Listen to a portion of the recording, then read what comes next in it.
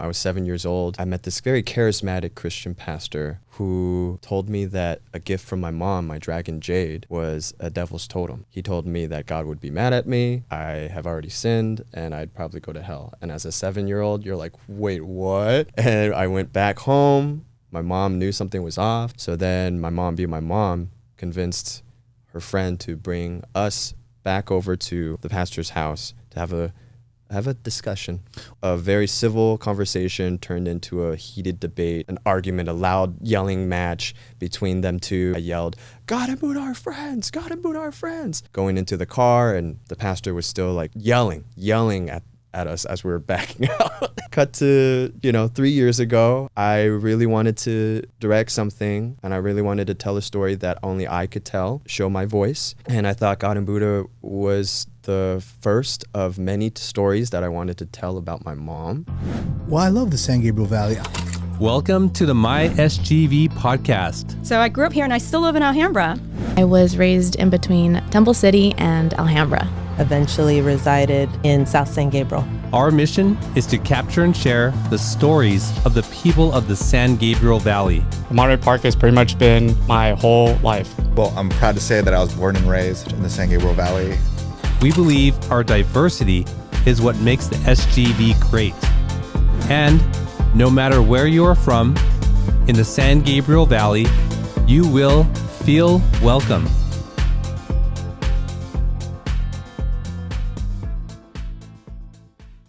All right, SGVers, welcome back to another episode of the My SGV podcast. Thank you for tuning in. And if you are new here, we bring you the stories of the people of the San Gabriel Valley. And if you are a returning listener, thank you so much for spending this time with us. We very much do appreciate it. Well, Anthony, we connected, a few days ago, yes. Right? A few days ago, and it felt like just like a whirlwind. But, we got to talk over Zoom, and then we had another conversation. Mm-hmm. And I'm really glad that you're here because we're going to get to expand and also maybe continue on some of those conversations. Right, exactly. Yeah.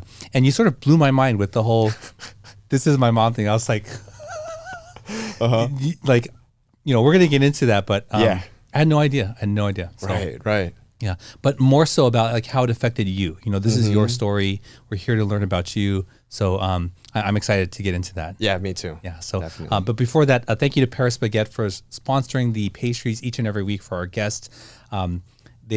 You get a whole box, right? So not one, they get a whole box. So they provide it every week. Thank you to them. Go check them out in the city of San Gabriel. I know there's a lot of them, but this is the one on San Gabriel on Las Tunas. And say hi to Jason and Joanna for us. He grew up in Arcadia and built a career that keeps showing up everywhere. You've seen him on network TV. You've heard him across voiceover and English dubbing for Korean and Japanese shows. And you've felt his fingerprints on projects that move fast and hit hard. Now he's stepping into the spotlight as a director. His directorial debut short film, God and Buddha Are Friends, releases this week, and it captures what he does best, bold storytelling that expands what Asian American life can look like. With humor and heart in the same frame, please welcome Anthony Ma. Anthony, welcome to the show. Wow, thank you. Thank you for that intro, man. Yeah. Have you ever seen, I forget his name, he's a podcaster, but he was a former football player. You got to remind me his name. Maybe that's not so important. But what he used to do, he used to do this intro for the guests, and it was like almost like this like super hyping up thing. And I was like, that's so cool, Right. Why not let me try to do something like that. Yeah, I would love that. Yeah. If you want to bring in Anthony Ma, here he is. One of those, right? Yeah. No. I mean, he would just read off the accolades, and like a boxer, like no, he wasn't so animated like that, but like just really focusing on who the guest was and saying all their things, and I thought like how cool is that to hear it reflected like that, and every guest they're like, because that is you, right? That is you. Yeah, I mean you hit everything that I needed to. I usually write in my bio, but then you framed it in a way that was more epic because I'm very modest. Some people would say we hold back on trying to talk too much or brag about ourselves, as Asian Americans sometimes are. Sure. But yeah. That was wonderful. So thank you for that intro. So Anthony, this is the My SGV podcast. Yes. Let's start there. What's your connection to the San Gabriel Valley? All right. It's a long story. Let's go from the top. I was born in Pasadena, Huntington Hospital, and then I lived in Temple City. And my mom, for some reason, wanted to place me in Arcadia schools, even though my address wasn't in those districts. I think I wasn't alone in this boat. A lot of people wanted to go to Arcadia schools. And I made a lot of friends. I was an only child raised by a single mom. And my mom really paid attention to who was around me and had a revolving door at my home. So every friend was essentially like my brother or my sister. So my mom would cook, my mom would take care of them, drive them to places as we were growing up. So my mom took a liking to Arcadia, obviously. We never moved there. Couldn't afford it, I guess. But yeah, so I grew up in the Arcadia school system. And then later on, went to PCC, found that school wasn't a fit for me. I was already making films, was already acting, so I just went that way. And then I moved from, Temple City to Arcadia for a bit. And then I hopped over to San Gabriel, where that Kmart used to be. And then now I am in Alhambra, happily with my wife and 2 kids. And it's my most favorite place that I've ever lived in my entire life. Oh, in your entire life. Okay. I love Alhambra. Nice. Yeah. Nice. Well, there's a lot to unpack there. Yeah. I sort of want to, go back to your childhood and start with the only child and your mother being a single mom. Yeah. Did you ever have a relationship with your father, or? It's funny. I would see him maybe when I was younger, probably more frequently. He had another family. I have a stepbrother and stepsister. It's complicated. They don't really know who I am. My dad lives in Temple City, has always lived in Temple City. I know where his house is, has been there a few times. But while growing up, we sort of just kept separate. He never really supported my endeavors.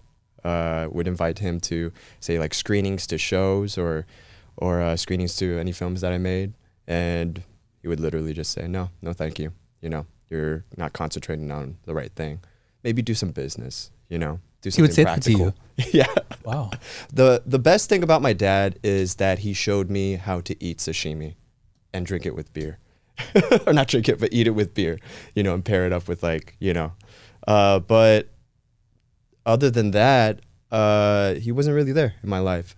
So my mom, though, is the complete opposite. She obviously spoiled me. She supported everything that I wanted to do. I really wanted to act ever since I was 5. And I was like crowned the Asian Jim Carrey. From all my friends that would just, sort of just call me that, because I would have that commitment, have that kind of energy and physical comedy, and just because you contort your face like that too. I mean, let me know. I can't do the Grinch face, but he. What did you do? You got a lot of muscles but there. I can do the what is this? Fire Marshalville. Yeah. How you doing? How are you? That There you go, guy. yeah. But Oh yeah, there's a lot of muscles going on there. Yeah. Sure, yeah, but you could see him now. He has. He's trending right now, right? But yeah, he's changed his face a bit. But yeah, my mom really supported everything. I went into drama. I was like the first thing that I was like really concentrated on and focused on was going into once drama was accessible at a school. I went to First Avenue Middle School in Arcadia. They had a beautiful drama production ran by Mrs. Rec. I went like just a beeline towards that. And I remember when I was a kid, like I grew up with my mom in the house and her mom and my grandma. So they both never had seen me so focused on anything. When I brought home a script, I was, just reading it. They're like, man, he's super quiet. What's going on? And yeah, I fell in love with just performing. I guess I just liked attention because I liked receiving that. I keep thinking like, is it because I didn't have a dad and I just wanted attention from my dad, and that's why when I get all these like friends laughing and blah blah blah, I'm receiving it. That's just like filling a hole that I needed to fill. But now that I have 2 kids, my youngest is a lot like me, and I pay a lot of attention on him, and so does mom. And I see him acting the same way as I did at that age. And I'm like, no, I wasn't trying to fill a hole or anything. It's just in our blood. I really like to, express myself and find a stage and perform. Were you like most only children who longed for a sibling to have in the house? Sure, yeah. When I was growing up, I did. My mom, unfortunately, when I was born, they found out that she had aplastic anemia, so her blood is really thin. So growing up, I had already known. I think my mom like pretty much like put it into my head. I almost died when I had you, like so. And she's like, I'm sorry, we can't give you a sibling, but whenever I would get in trouble, she was like, you know what? I almost died when I had you. Okay, so Asian just a reminder: there. Be good to your mom. And so yeah, she couldn't have another sibling, but I have seen my stepbrother and stepsister when they were very young. The last time I saw them was when they were probably, one was 10 and the stepsister was like 5, but years ago, decades ago. Yeah. That's a unique upbringing in an Asian household, even with a matriarchal household with your grandma there, to say, go explore this thing that is not science, math, all those traditional Asian things. Like when did you become aware of that? I think when I was 5. Yeah, I can remember as far back as when I was 5. You knew that it was unique that your mom was supporting you in this? Oh, supporting me in this? Yeah. No, I think maybe when I was older, like when I got into maybe middle school or high school, I think it started like gradually going there. Middle school, obviously in First Avenue, it was quite different for me. Everybody else was, getting good grades. I was I was a terrible student. I didn't study. I didn't do my homework. I just messed around. But I always focused on drama. I always focused on performing. So I think maybe the teachers and the staff, God bless them at First Avenue, recognized that. So they were like, don't flunk them. Don't kick them out of school. I got in trouble a lot in middle school as well. So my poor mom always had to receive some phone calls from my vice principal, Mr. Rod at the time. I don't know if I can say this on your podcast, but she called me and she said, you know what, Mr. Rod called me again, told me what you did again. This is how many times do you have to get in trouble? Now Mr. Rod and I are like this. We're 2 flies flying around on a piece of shit. And I'm like, so I'm the piece of shit. Great. I think in high school I started realizing that this is me. My mom has supported it. I entered drama and speech and debate in high school. And, when you go to Arcadia High, it's such a different like a bubble where everyone's just focused on obviously getting the most like entering AP classes, qualifying for them, chasing the grade, getting whatever extracurriculars they might need to look the best on their, college applications. And that was conditioned into every one of my friends, everyone around me. I have to say this because this is very unnormal. I've never taken the SATs. As an Asian American growing up in SGV, that is quite foreign. And my mom, she said, during junior or high school year, that was when we took SATs, right? Junior year of high school? I don't know. I never took the SAT in high school. Or I think, you didn't? No. Oh, so it's not unique. All right, awesome. Great, good job.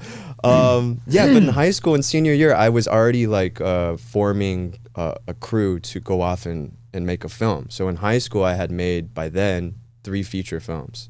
My mom saw that as something unique, that was something separate from like what the norm was at Arcadia. So my mom was like, this is your SAT. This is your test.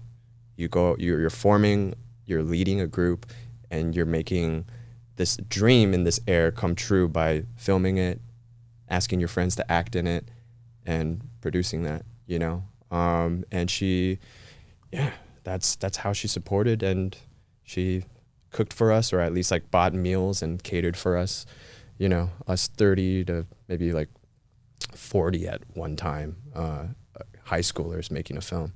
I don't know. Leadership is not quite the word to capture it. Like, sure.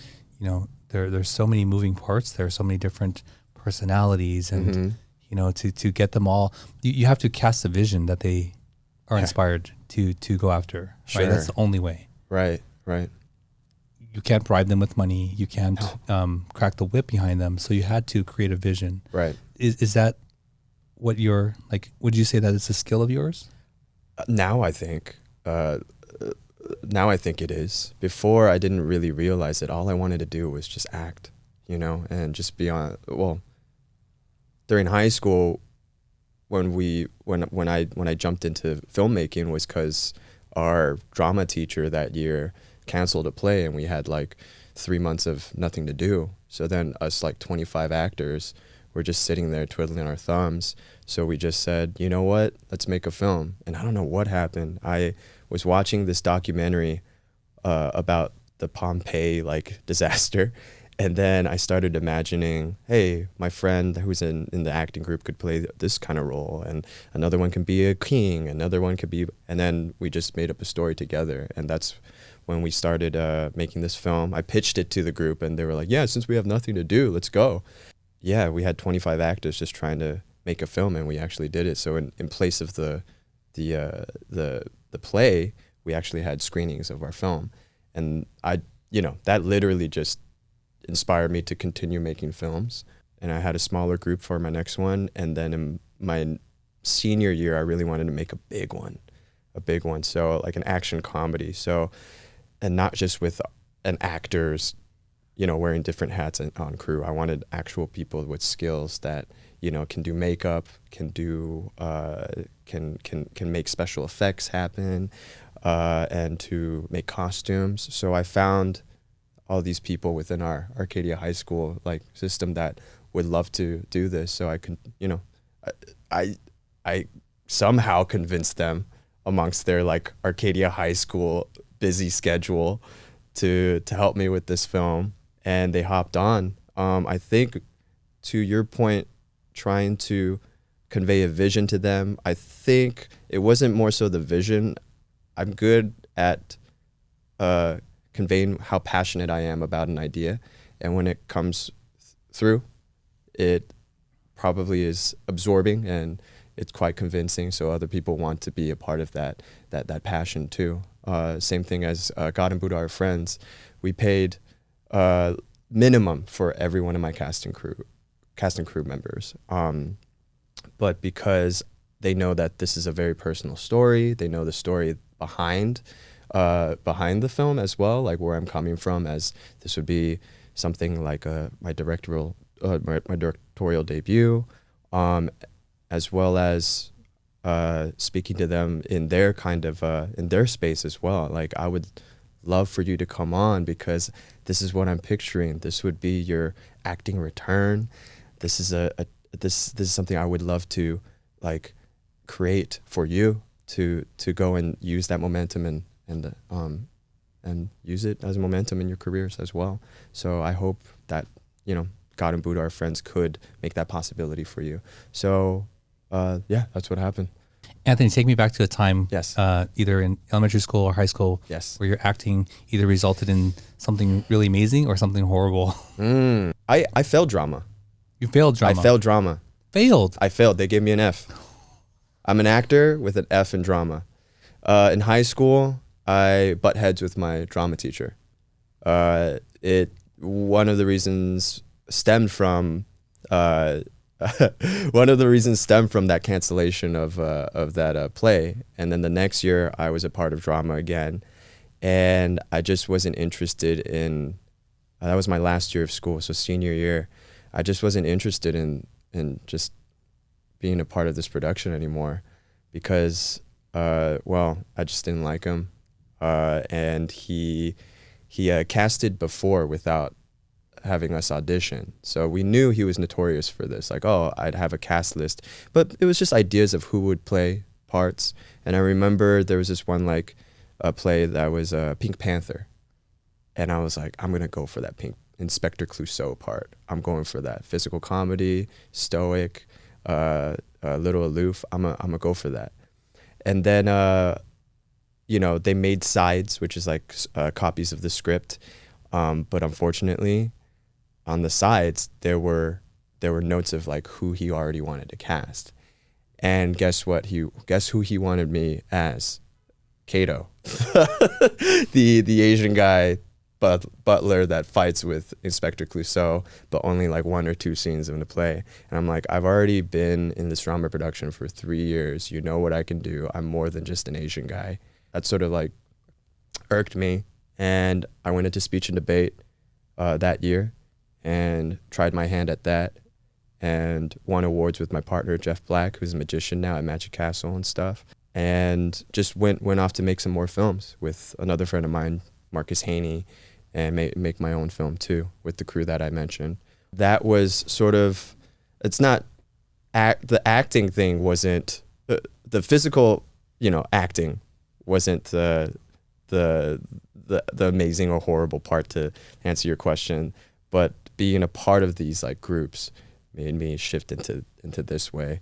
And because of that, when we were about to graduate, I think it was like March or like May. It was May. We had our last like comedy sketch show, and mind you, like this entire year I've been sort of like absent from the drama production crew because I was just doing my own shit.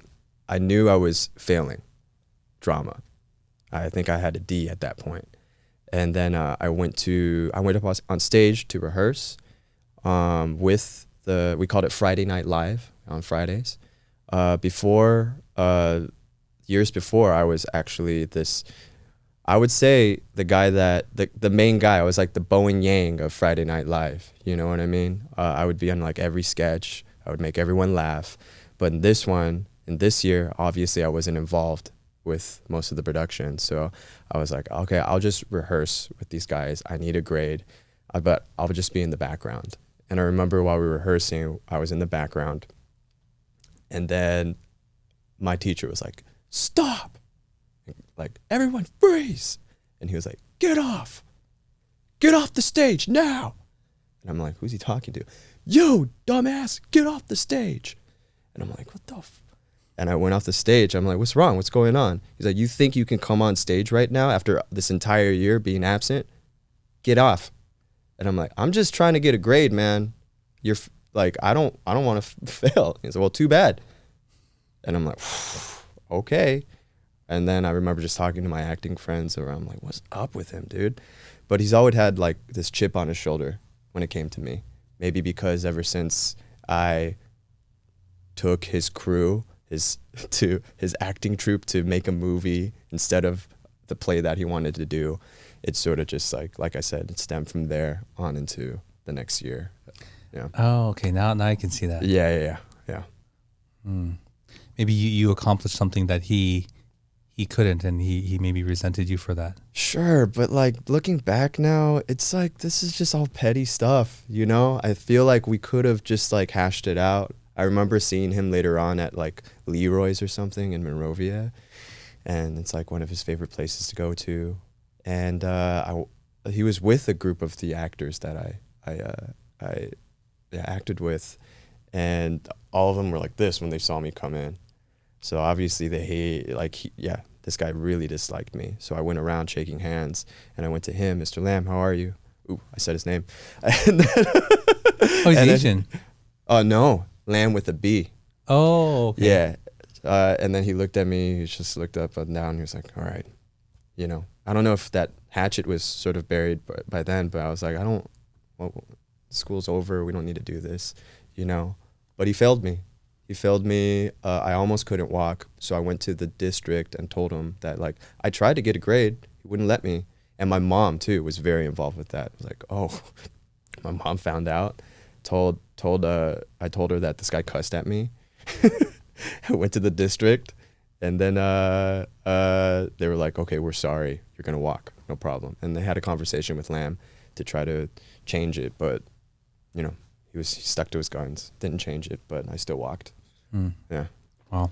So pretty formative story in your journey. Sure, right? There's a few other ones that I want to get to, right? Yeah, and you sort of brought this up in our conversation, not so much as a thing to point to something about the San Gabriel Valley history, which it is, but more so how it affected you in your life and all that. I don't know if we're at that point in your journey, like you were sort of after high school here, but when did that whole thing come about? Oh, with my mom. Yeah.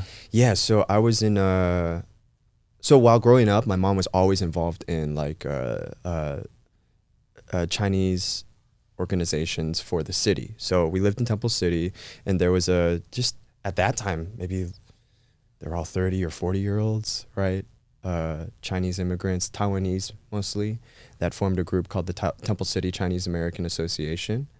And there was a lot of volunteers and a lot of kids. I remember hanging out with a lot of kids that of the members, and they were a part of every event for Temple City. And as I grew up, I think in middle school, my mom began to get more involved. She became the president of the Temple City Chinese American Association. So she got quite chummy with even the city council of Temple City, knowing all the politicians and everyone that works there in the city hall. My mom's a very social person, very open, very genuine. She would always bring gifts, even for like not gifts, but like things to eat. Like if there was a Paris baguette back in the day, she would probably bring Paris baguette for all the staff at the Parks and Recreation as well. So everyone remembered her. And then I think it was like 8th grade, that was when my mom decided, hey, you know what? I think I'm going to run for city council. There's never been an Asian mayor. There's on Las Tunas, of course, you see all these Asian businesses and Chinese businesses open up or need help. And she was a part of helping some of these businesses or some of these even students who didn't speak English at the time. She would be called by, say, the Temple City Police Department to help translate because they knew my mom at the time, and also businesses where they didn't, they didn't really understand English, or they needed a translator. My mom would be that bridge. So she found that, hey, I think there needs to have an Asian American or Chinese American city council member to really just expand and help this community, this growing community that's been here for like years and years and years. So why not? So it was just a natural progression towards that place. In high school, I think I remember her running for city council, and whether it was either for mayor or city council, because she ran for one of the campaigns. She didn't get on. So then she tried harder the next year. And then she realized that absentee ballots were useful in our community. Because no one, at least with this kind of face, will go out somewhere and write a name and then, put it in. So she literally knocked on every door, made those signs, got support to put those signs on lawns, knocked on every door she could just to say, hey, you have this option, this absentee ballot. And they did it. And then that year, her numbers went I remember there was a party just to watch those numbers go up. And then it was literally like watching the Obama election, but a minuscule version of it with my mom. And my mom won. And not only did she won, I think the next year she was mayor or something like that, if my memory serves me correctly. So in high school, she was already very involved she was a city council member, and she was a mayor, maybe 2 years into it or something. She was doing the city council stuff and also being the mayor while she was supporting me and my filmmaking endeavors and fighting against my drama teacher, So she did a lot, really. And also back at home, her mom, she was, at the time, she was 80, half paralyzed due to a stroke when I was 2. So she had to come home and just take care of mom as well. And not only mom, but her son that always gets in trouble and makes films. But yeah. I think it was over the phone. Yeah, we talked over the phone. Yeah. And then you mentioned how there was an event in your life that sort of really impacted you. And actually you described it as sort of breaking up your family. Yeah. That's what you said. So can you talk about that? So I think it was right after high school or during senior year. There was on the corner of Las Tunas and Rosemead, before it was a Teapot Plaza, there was this movie theater. And I remember I even showed my film at that movie theater with some favors that were asked by, I guess, the developer or the person that owned that land during that time, because his plans were literally to make that Teapot Plaza later. But so he owned essentially that spot, that corner. And my mom got pretty chummy with him. He was a Chinese developer. I remember that he was on a wheelchair, and my mom has like the softest heart, man. So like my mom was just like, oh, he's on a wheelchair, I've got to help him, And he's also Chinese. The other city council members are like against him from building something like this. They saw the plans. They're old, Caucasian Temple City residents that half and half. Some of them just didn't want to see this happen. There's enough Asian businesses. And the other half were like, okay, we'll see. But it took its time. So this Chinese developer lost his patience. It took so long. And my mom was the one that was in between. So that's what happens when you are also the only Asian city council member and you're the bridge and the one that's trying to help, right? The Chinese developer got impatient, and my mom said something wrong, which is by so many conversations, so many years have gone by. I think even some of the city council members, the rest of them were taking briberies or something like that. So just bribing him, like, okay, I'll let you do this if you give us some money, if you give us this kind of car, what have you. I heard a car was even involved. The Chinese developer obviously got impatient. I've been giving so much money out. I've been doing all this stuff. I'm getting bribed right now. So he obviously asked my mom, what's going on? Can you help me? And my mom, I know, said something wrong. She said, just do whatever. Just do whatever they say.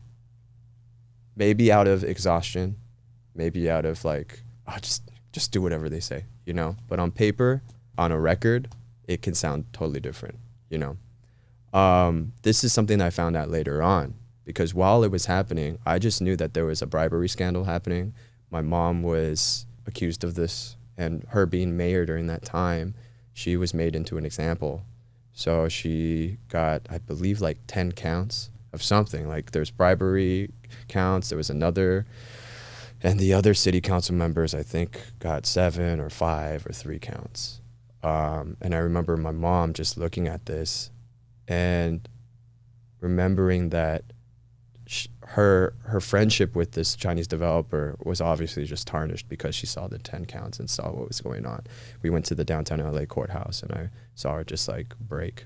But during that time, she continued to try to fight this, try to prove her innocence. But obviously with lawyer and legal fees racking up, we didn't have the budget to do that.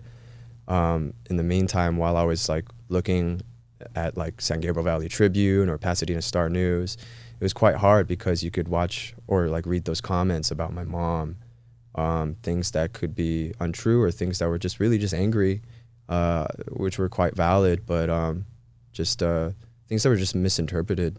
A lot of people were angry about my mom, and I understand that, but it hurt me during that time, just watching from the sidelines, just watching that fire burn. And then one day my mom came up to me and said, I have to pull the plug on this. I have to say no contest. I have to go to jail, And I said, I fought her. I said, why would you do that? You have a great lawyer. He's pro bono.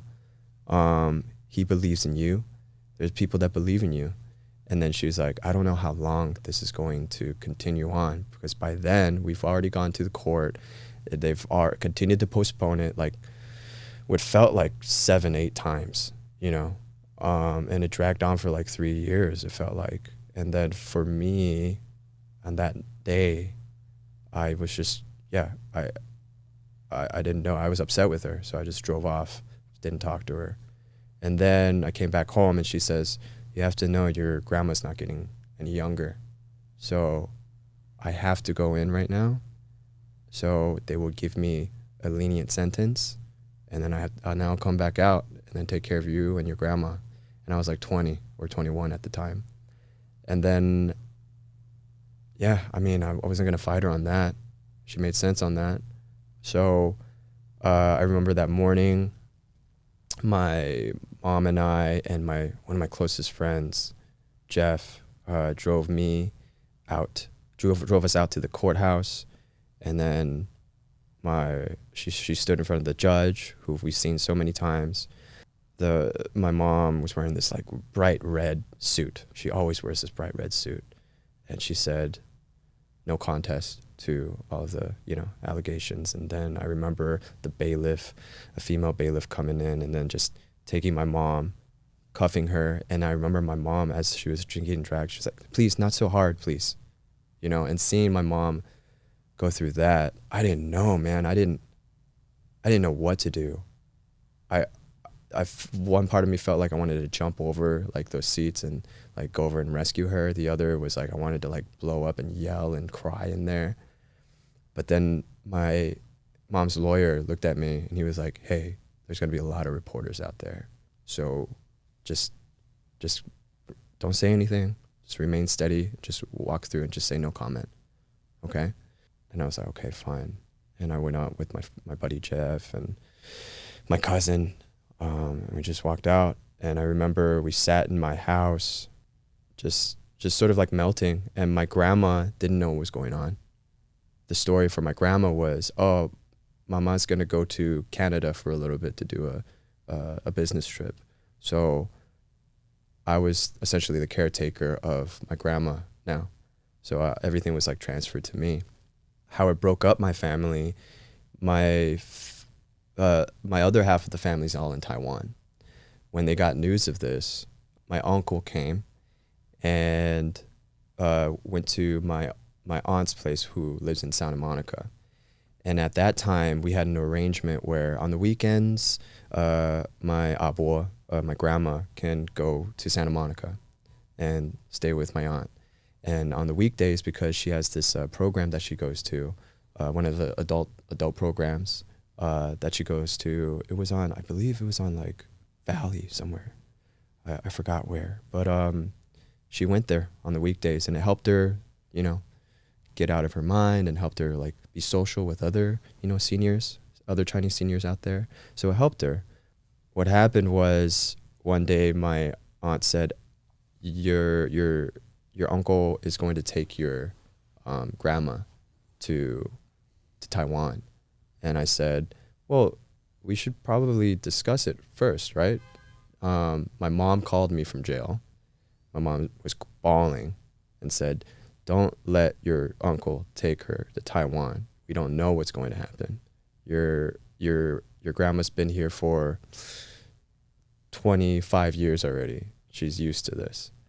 And I hated being in the middle. I hated that. So I went all the way to Santa Monica to essentially like pick up my grandma and talk to my uncle. And I remember sitting down with my uncle and I said, like, can we like just wait? Can you have another like discussion with my mom and just hash it out and make a compromise or something? Because this is really hard on everyone. And him being obviously of that generation, a man that, doesn't say no to a lot of stuff, or doesn't say yes to at least this situation. He was quite stubborn. He said, no, I'm not going to do that. So I continued to try to hash it out, and he finally, I guess he got tired. He was like, okay, how about let's just wait. Let's talk to your mom tomorrow, and then we'll see. Okay? And I was like, okay, fine. So I left my grandma there, and I went back home. The next day, I called my aunt to schedule when I could, go and see my grandma, and then she wasn't answering the phone. I then I called my mom, and my mom was like, my mom said, you should call the police. I'm like, what? Why does it have to escalate into something like this? So I brought my friend out to Santa Monica, we went to the Santa Monica police station, told them about this like domestic kind of situation that was going on. And they were like, okay, give us a sec. We waited an hour at Santa Monica police station. 2 Japanese American cops came out and they're like, so let's go to your aunt's house. We knock on my aunt's door and everything was like dark. And then they were like, police, open. And my aunt came out and she's like, what's going on? I was like, what happened? And I looked inside and then luggage was all gone. My grandma's gone. Uncle's gone, obviously. So they had to file a missing person's report. But by then it was too late because the next day I had to call China Airlines, which I knew they probably took. And they had said that, they were on a flight at 1 p.m. Yesterday. So I was too late. But yeah, that really wrecked my family. Everything that I knew growing up to, by then, 21 years old, I still felt like a kid, you know. The house that I grew up in, I had to move out of. It was coming down to the holidays too, so like Thanksgiving, I didn't really spend it with anyone. Christmas, didn't spend it with anyone. I remember New Year's, they moved my mom to another prison in Chochilla, so I didn't know what was going on. She would have to call me, but during that time it was like a question mark of like, where is she during the holidays?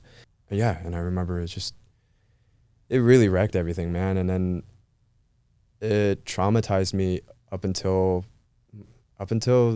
maybe early 30s when I really knew how to like just like unpack everything and recognize like that this wasn't my fault, you know. A lot of it during that time I felt so guilty because I felt like I couldn't do anything, that I wanted to save my mom, I wanted to save my grandma, but I screwed up in so many ways because I could have done this, I could have asked, I could have like taken my grandma that night, you know, she still could have been with us.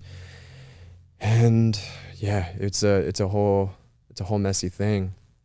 I remember now, like my mom, because of good behavior, she was let out earlier. She had a 2-year sentence and she came out under 8 months.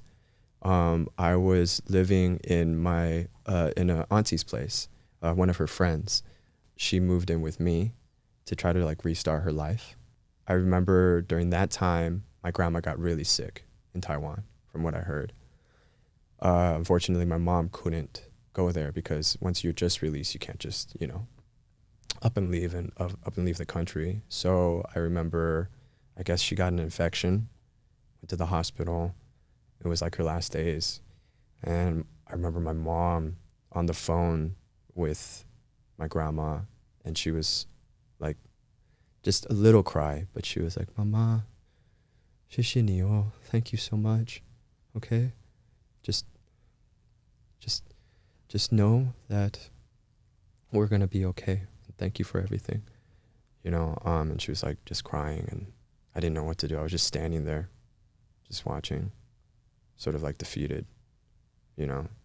And it just sucks because like all of this whole bribery scandal sort of just, you know, catapulted or just like started this whole momentum into this thing that ruined what I grew up on, you know. Yeah, or grew up with. So yeah. Wow. Mm-hmm. Thanks for sharing that story. Yeah, taking of course, us through man. that. Yeah, I sort of shared with you like part of what I do here is to unpack the journey, you know, that led you. And we have had stand-up comedians here on the show, and they would say like, only at a certain point in their life did they have enough material, right, to draw from and to talk about life. And now I can see like you have a rich experience of the human experience at so many different levels that I can see you must draw upon that in what you do, right? Like these are really quite impactful things that you've gone through and experienced. And I tried my hand at stand-up too, but earlier on, and I felt like I had no material. It was just all like fart jokes and racist jokes, you know. It was stupid, really. But you're exactly right. I think the best artists, the best storytellers draw from this well of experience. you know? And as I grew older, I realized, oh, if I wanted to go back into stand-up, I could, but I use it in a different format now. I'm using it in filmmaking or in roles that, you know, I receive and use whatever memory or whatever experience I went through to make it believable when I, you know, perform as this character. Yeah, it sucks that we went through it, but in my line of work, it's in my utility belt, you know? I can just draw from it. Sure. Yeah. Yeah. Well, Anthony, it's sort of hard to transition into something, you know, lighter from that story, but you know, we have to do that. And we ask each guest to bring an item with them. What did you bring with you today? I brought my black belt that I earned when I was 12, 11. It says my Chinese name here, Ma Jia Xiao, and I don't know how to read these. Did not go far enough in Chinese school. But it's a first degree black belt. The reason why this is significant to me is because I went to Qingwuguan Taekwondo on Rosemead Boulevard from when I was, I believe, 7 years old till maybe 11 or 12. I made all of my friends there. Those friends are like my family. I still hang out with them today. Shout out to Andrew, Jeff, Jonathan Shea, Jimmy, Ophi, the Nye family.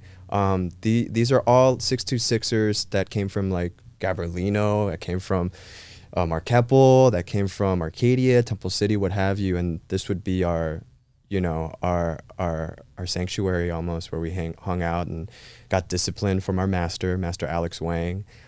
We still have reunions every now and again.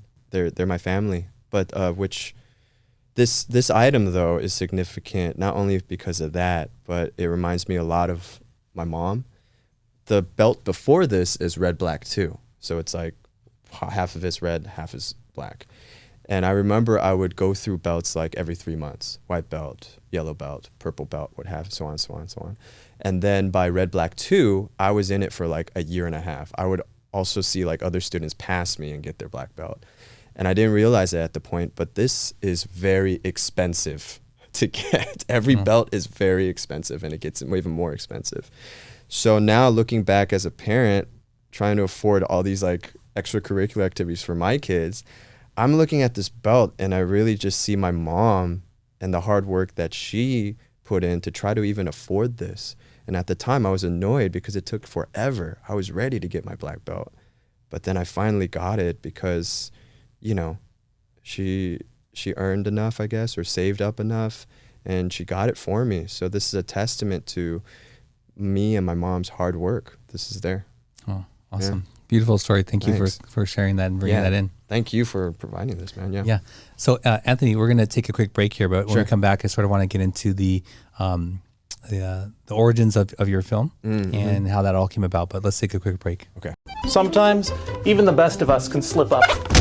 That's why the law offices of Scott Wormuth are here to pick you back up again. And while they strive to get you the biggest compensation possible, oh my God! Their main concern is your health and recovery. They work closely with doctors and insurance companies to make sure you get the proper medical treatment. Initial consultations are free, so give them a call. At the law offices of Scott Wormuth, we're with you all the way.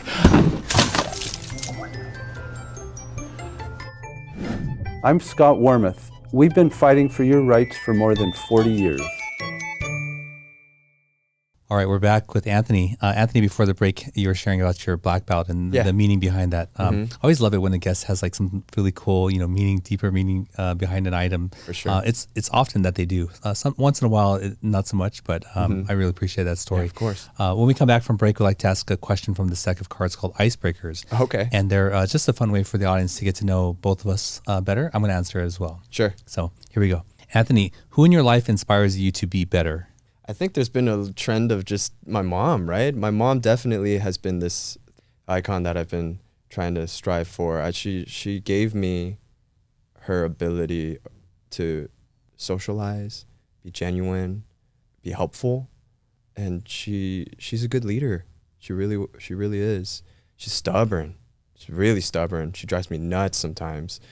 Not only that, all the social stuff, but she's strong, man. Everything that she went through could put her in a mental asylum, but she literally can just keep it inside, push it down, and then pick herself back up, you know, which she has. It's incredible. I just only wish I could have that kind of strength, you know, and one day, hopefully, Sure. I'll get there. Yeah, awesome. I've been asked this question before on the show, and it's by far my wife. I can talk about all the ways that she is amazing, incredible, but they pale in comparison to her heart. You know, like we were having a conversation the other day, and she was talking about like being a sniper, and I said, like, if you knew that executing this individual would save the world, and there was a 5-second window 5 years from now where the opportunity to assassinate this person would come about, my wife is the one that you would want to plan that. Not necessarily execute it, but how much she would, you know, you want that person who is taking in all the data, right? That explains like what she can do, but behind that, like she's I wish that there was something that I could point to where her heart was not in the right place, so I can feel better about myself, and there is not. That's beautiful. You know, so it's for sure my wife, but yeah. If you're watching or listening, what was the question again? Yes, who in your life inspires you to be better? Let us know. Let us know in the comments. I love how we have like strong women around, you know, our lives, you know. So it's helpful, really, definitely, and it helps you to try to be, you know, better for sure. Sure, yeah, absolutely. Question. So I got to watch your film. Yes. God and Buddha are friends. Yes. Yeah, and so we sort of talked about the genesis, origin of that. I called you within minutes after watching it. We talked. So take us through, like, what was the origin of this film? God and Buddha Are Friends is a comedy about this experience I had when I was a kid. I was 7 years old, and I met this very charismatic Christian pastor who told me that a gift from my mom, my dragon jade, was a devil's totem. So then he told me that God would be mad at me, that I have already sinned, and I'd probably go to hell. And as a 7-year-old, you're like, wait, what? And I went back home. My mom knew something was off. She was Buddhist during that time. So then my mom, being my mom, convinced her friend to bring us back over to, you know, the pastor's house to have a discussion. Was it under the guise to thank him? Like, did she manufacture that, like in the movie? I think so. Otherwise, otherwise her friend wouldn't, you know, wouldn't bring her, because her friend grew up with her, knowing her kind of, you know. And by then I'm like, why? Even her friend should have known, you know, after years of going from Taiwanese high school and stuff, knowing her. But yeah, we went to the pastor's house. A very civil conversation turned into a heated debate and an argument, a loud yelling match between them two. I remember when I was a kid, I yelled, "God and Buddha are friends! God and Buddha are friends!" To no avail. No one was listening to me. I was a 7-year-old just, you know, crying and saying that. You have a lot of wisdom there. A lot of wisdom I didn't want them to fight anymore. Sure, yeah. That's just stupid, you know? Why are we fighting about this? So then I remember just even going into the car, and the pastor was still like yelling at us as we were backing out. You know? And then years later, cut to, you know, 3 years ago, I really wanted to direct something, and I really wanted to tell a story that only I could tell and show my voice. And I thought God and Buddha was the first of many stories that I wanted to tell about my mom. Obviously, she has a sweeping epic story, but this was one to sort of give you a taste of what she is. I believe that, of course, I'm going to go into talking about the mayor journey. I'll call that film No Contest. This is the first step towards that film, and how I'm going to stylize it too in my voice, which is with humor and with heart. Yeah, and one of the things that struck me from our conversation after that is you said, "I'm glad that it moved you or it affected you," right? Mm-hmm. And those words really struck me because, of course, you want your art to move people, right? Right. Whatever that may be, whatever style of art, and I thought, wow, that's a very insightful, you know, type of way of looking at it. and it gave me the freedom to interpret it and to feel about it however I wanted to. Right. That I thought was like a really cool insight. Thank you for being, affected by it, really, because that's all I want, as an artist, as a filmmaker, is you carry something after you've watched it. You carry something with you, and you're affected by it after the watch, and you'll probably harken back to it. I remember this scene in the back of your head, like, because you probably resonate with it in some moment in your life during that time or back then. But yeah it's great. Yeah, and then there's I kind of could pick up in the style, the clothing style, the car for sure. But then there was like this toy that the girl was playing with, and I was like, oh, that's so you're younger than me, I think. But I remember that during the time it was like this like electronic Tamagotchis. Yeah, pet. It's like a pet, right? Yeah. You have to feed it and do stuff. I was in the generation of Pocket Pikachus. I don't know if you remember that. I don't. Yeah. But Pocket Pikachus stemmed from, the Tamagotchi era. But yeah, like I grew up in the 90s of SGV. We had these silver Honda CRVs that were just like driving around. I think mostly every mom had it. So I was like, I got to get that car. But yeah, I even watched a lot of Jackie Chan while growing up, along with my friends, and we'd had those really fast subtitles with man or Chinese and English at the bottom, and they would go really fast, or they were not really even legible. We even tried to imitate that within our film too, to give you that kind of nostalgic feel. And then the shrine, like my friends had the shrines. Yeah. The smell is what I remember. And I never asked them about it. I would say like maybe 5, 6, I remember had it. One had like just a white arowana in the fish tank, just going back and forth. But yeah, like that's so SGV to me. Like the homes, the restaurants have them. Yeah. Right. Yeah. Can I tell you a quick story about that altar? Sure. That shrine? That shrine was at my house in Temple City was this big, massive shrine. There was like 2 levels to it, and then we had a Guanyin Pusa, which is the white lady, and then we had a happy laughing Buddha, right, on the 2nd level, and then my mom would pray morning and night, but I gave that when my mom had to go in to prison. I gave that away when we were moving. So I gave it to one of the temples over here. I think it was a Vietnamese temple that took it on like Valley Boulevard somewhere near Peck Road. And they were gracious. They gave me tea. But anyways, we didn't have it anymore. And I was trying to look for something exactly like this, like the one that I had. And luckily, my buddy Jonathan Chung-Young, who serves as a producer of this film, his aunt had something like this, had the Guanyin Pusa, had the Laughing Buddha. So you're right, like there was a lot of people that had this in the 626. But the thing is, she was about to move it out too, because she had become Christian over the last few years. So she really didn't need it anymore. But she shared something that's similar to my mom.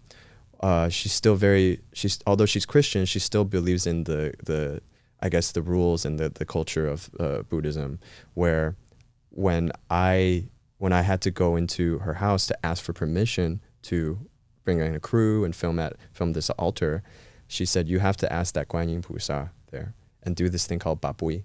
And Babui is like almost like a roll of a dice. Like if it faces, these 2 things face like up, then it's a yes. If they face down, it's a no. If it's like split, you have to roll again.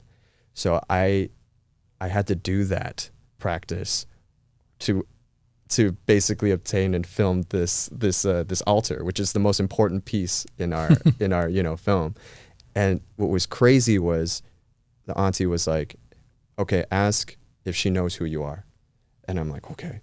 And then boom, yes. Okay, now ask if she knows what this film is about. And then boom, yes. And then she was like, oh, that never really happens, but okay. Now ask if you can film her on this day and that day. And I'm like, oh God, okay, here we go. I'm probably, it's probably gonna be a no. And then I roll it and bam, it was a yes, right? And I was like, wait, what's going on? So even the auntie was like, that never happens, So she was like, then yeah, go for it. I welcome you to my house.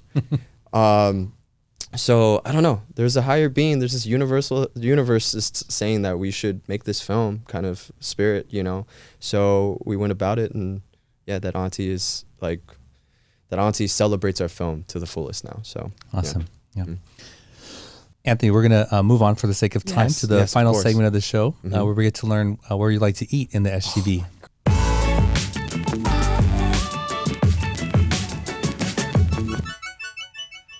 So Anthony, this is what we call the SGV3. Yeah, that's our like little transition stinger, right? Yeah.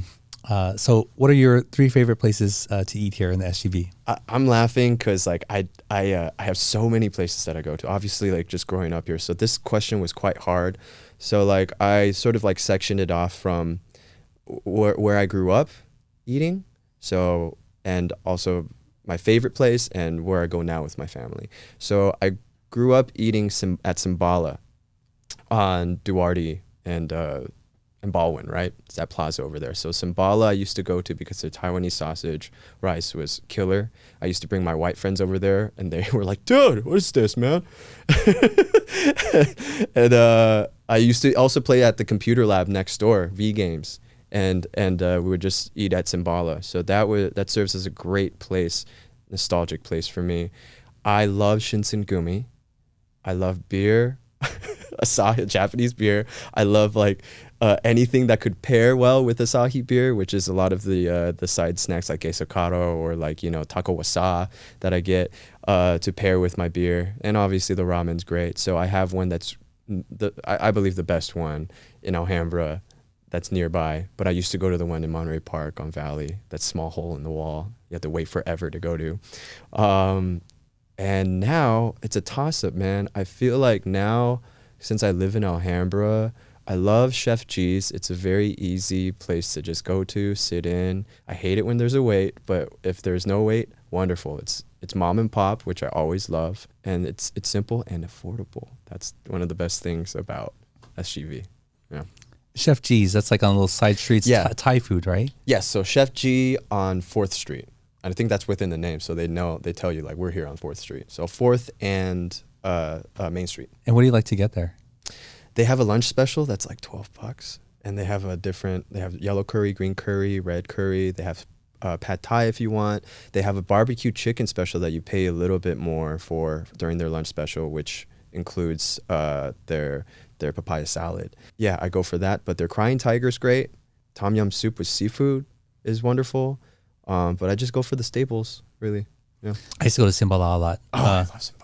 Yes. You get the raw garlic with the sausage. Yeah. But also for the bing. You get it there? The what? The shaved ice. Oh, yeah, of course. Yeah, twat I get that too. But now I go to half and half, old-fashioned time or something, right next to Paris Baguette in that plaza. Yeah, it's right. There's a Korean restaurant that's like on the corner, and then you have half and half. And then when you go further down, there's like a Taiwanese spot, and then it's Paris Baguette. Yeah. What are your toppings? The toppings for twat bing. I love condensed milk, of course. Then on the bottom, you have to have the pink and white rice balls, right? And then I sort of like the herbal stuff, right? So you get a little grass jelly, and then this is a topper because like my mom used to love this, and she taught me how to go about this. Peanuts. I don't know why, but peanuts like give you another texture. These are boiled peanuts. Yeah, boiled peanuts, right? Or I don't know how, I just eat it. I don't know how they prepare it. But now you could find me and my 2 kids just like sharing. They have a massive, it looks like Matterhorn in Disneyland, literally shaved ice, mountain. So it's great. It's great. Awesome. Yeah. Well, Anthony, thank you so much for coming here, sharing your story with us. Thank you, man. I'm honored. I enjoyed hearing that whole story from you. So of course. So we're going to release this show just before your film comes out. So yeah. How can people watch that? Yeah, so God and Buddha Are Friends is going to be out on Amuleto. It's a YouTube channel that serves as a great platform for short films. It's going to be out on Thursday, March 12th. And if you'd like, you can follow any more updates on IG at God and Buddha Are Friends. The and is AND. Or you can follow me at Anthony Ma. Awesome. Mm-hmm. Thank you so much for being here, Anthony. Thank you, Russell. Thank you. Well, there you go. Another episode in the books. I hope you enjoyed that real story. Obviously, he's a storyteller and a director now. But there was a journey there, right, from him growing up and his mom supporting him and being there in his life. And I can appreciate him being able to be vulnerable and take us there. And then now I can see like that these experiences in his life must give him, I think he said, on his tool belt or something to refer to, like, you know, in what he does. So the message that I get here and that I've shared many times on this show before is that sometimes those difficult things that you experience, that they are going to be tools for you, or they're going to be your strengths later on, and you don't really realize it. So like if you're in the depths of it now, or struggle, or you can't see that part of your past from before, sometimes, or maybe even often or always, those things can become your greatest strengths. Yes. So thank you for listening or for watching. If you like this kind of content, please like and share. Don't forget to hit that subscribe button. And if you want to see more of our content, check us out on our website, mysgv.net. And until next week, we'll see you then. Thank you for joining us on the MySGV podcast. Check out more of our content on our website, mysgv.net. This show was produced by Scott Wormuth, directed by Russell Mano, edited by Victoria Allers, and original music by Yone OG. If you'd like to join us next week as we capture and share more stories from our diverse community, feel welcome. Nice matter. No, kind of matter.